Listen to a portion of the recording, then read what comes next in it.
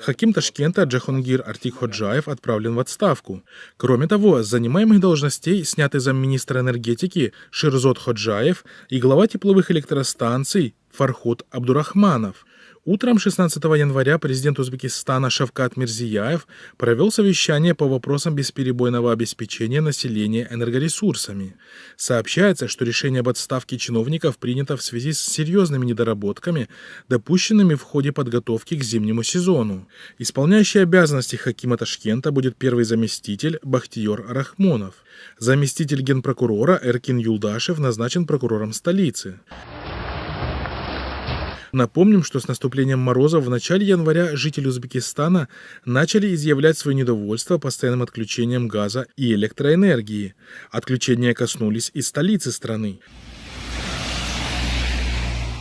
Наблюдатели отмечают, что популистское решение отправить в отставку Артик-Ходжаева принято для снятия накала обстановки и успокоения жителей столицы.